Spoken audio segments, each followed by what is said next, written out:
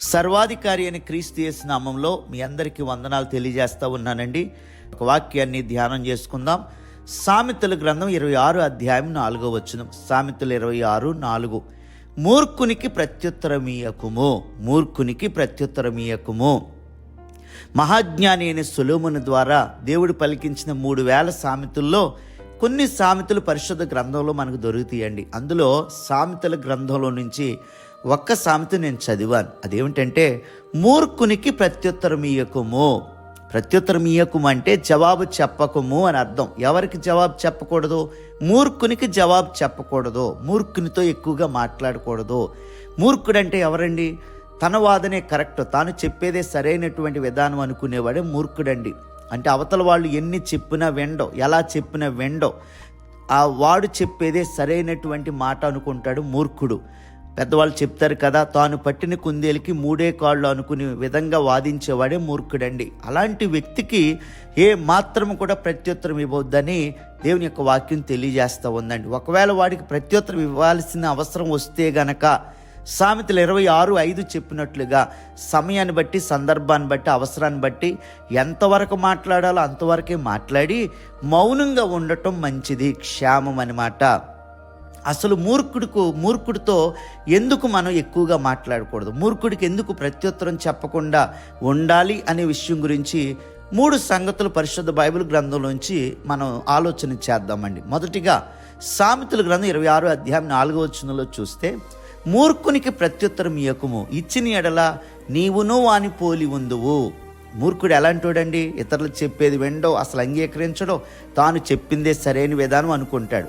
అలాంటి వ్యక్తితో మనం ఎక్కువగా సంభాషణ చేయటం వల్ల ఏం జరుగుతుందంటే, మనము కూడా వాని వలె మారిపోతామంట. ఎందుకంటే మూర్ఖుడితో ఎంత వాదించినా వానిలో ఏ మాత్రము కూడా మేలు అనేది దొరకదండి. అందుకే పెద్దలు ఏమంటారంటే, మురికి గుంటలో ముత్యమైనా దొరుకుతుందేమో కానీ మూర్ఖుని వాదన వల్ల మంచి మాత్రం దొరకదని చెప్తారు. కొంతమంది ఫిలాసఫర్స్ ఈ మూర్ఖుల యొక్క ప్రవర్తన విధానం గురించి కొన్ని విషయాలు చెప్తారండి. ఒక ఆయన ఏమన్నాడంటే, మూర్ఖులతో వాదించడానికి ఒక హద్దు ఉంటుంది, ఆ హద్దు దాటితే వారికి నీకు పెద్ద తేడా ఉండదు. ఒకవేళ మూర్ఖునితో వాదిస్తే మాట్లాడే విషయానికి విలువ ఉండదు, నీ విలువ కూడా ఉండదు, ఇద్దరి విలువ తగ్గిపోతుంది అని అంటాడు. అంటే మూర్ఖులతో వాదించడం అనవసరం అని చెప్తారండి. ఇంకొక ఆయన ఏమంటాడంటే, మూర్ఖులతో వాదించడం మృతదేహానికి వైద్యం చేయటం లాంటిది. వైద్యానికి శవం ఎలాగైతే స్పందించదో మూర్ఖుడు కూడా అలాగే నువ్వు చెప్పేది కూడా వినడు, అర్థం చేసుకోడు అని చెప్తారు. కాబట్టి మూర్ఖులతో వాదించడం వల్ల మనము కూడా అలాగే మారిపోతాము. రెండవ విషయాన్ని మనం చూస్తే, 2 తిమోతి పత్రిక 2వ అధ్యాయం 23వ వచనంలో, నేర్పులేని మూఢుల వితర్కములు జగడములను పుట్టించినని ఎరిగి అట్టి వానిని విసర్జించుము. ఈ వచనం యొక్క అర్థం ఏంటంటే, మూర్ఖులతో వాదించడం జగడాలకు దారితీస్తుందన్నమాట. సామెతల గ్రంథం 16వ అధ్యాయం 28వ వచనంలో చాలా స్పష్టంగా చెప్తాడు, మూర్ఖుడు కలహాన్ని పుట్టించును. అంటే మూర్ఖునితో వాదించి తెచ్చుకునే జగడాలకే మనం దూరంగా ఉండాలి. సామెతల గ్రంథం 20వ అధ్యాయం 3వ వచనంలో, కలహానికి దూరంగా ఉండటం నరులకు ఘనత. కాబట్టి దేవుని బిడ్డలారా, మూర్ఖుడితో వాదన తర్కాలకే, గొడవలకే దారి తీస్తుంది. అందుకే దేవుని బిడ్డలంగా జ్ఞానవంతులుగా ఉండాలి. దేవుని యొక్క కుమారులుగా, దేవుని కుమార్తెలుగా మూర్ఖులతో సహవాసం కాకుండా దేవుని పరిశుద్ధులతో మనం సహవాసం చేయాలి. మూడవదిగా చూస్తే, సామెతల గ్రంథం 19వ అధ్యాయం 2-3 వచనాల్లో మనం గమనించినట్లయితే, అక్కడ మీరు చదవండి, అక్కడ ఏం రాయబడి ఉందంటే, మూర్ఖత్వం వలన ప్రవర్తన తారుమారైపోతుందంట. ఇంకా ఏమని రాయబడుతుందంటే, మూర్ఖుడు తన హృదయంలో యెహోవా మీదే కోపించును.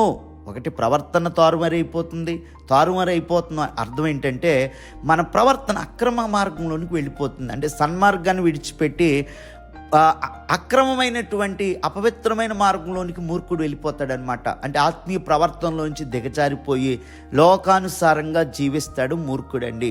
కాబట్టి మూర్ఖుడితో ఉండటం వల్ల, మూర్ఖత్వాన్ని అనుసరించడం వల్ల మన ప్రవర్తన తారుమారైపోతుంది. ఇంకా మూర్ఖుడు దేవుని మీదే కోప్పడతాడంట. ఎంత ధైర్యం అండి దేవుని మీద కోప్పడటానికి!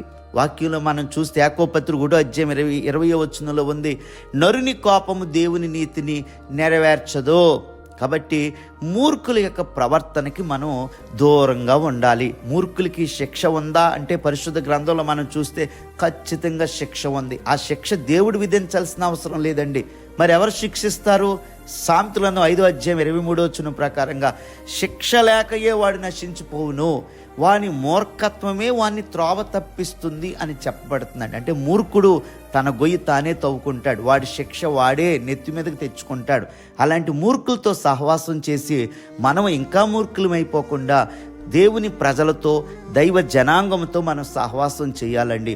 3 మరి కారణాలు మనం చెప్పుకొని ఎందుకు మూర్ఖులకు మనం దూరంగా ఉండాలి, ఎందుకు మూర్ఖులతో మనం ఎక్కువగా ప్రత్యుత్తరం ఇవ్వకుండా ఉండాలి అంటే గనక, మొదటిగా మూర్ఖునికి జవాబిస్తే మనం కూడా మూర్ఖులాగా మారిపోతాం. రెండవది చెప్పుకున్నాం, మూర్ఖులతో వాదిస్తే జగడాలు గొడవలకు దారితీస్తుంది అనమాట. మూడో విషయం చెప్పాం, మూర్ఖులతో వాదించడం వల్ల, మూర్ఖులతో సహవాసం చేయటం వల్ల మన ప్రవర్తన తారుమారైపోతుంది. అంతేకాకుండా దేవుని మీదే కోప్పడి, దేవుని మీదే మనం అనవసరమైన ఆలోచన చేసుకునే పరిస్థితికి వచ్చేస్తామండి. కాబట్టి మూర్ఖులతో కాకుండా దేవునితో, దేవుని బిడ్డలతో, ఆత్మీయులతో ఎక్కువగా సంభాషణ చేద్దాం, సహవాసం చేద్దాం, మరింత ఆత్మీయ అభివృద్ధిని సాధించుకుందాం. అలాంటి కృప పరిశుద్ధాత్మ దేవుడు మనకు అనుగ్రహించును గాక.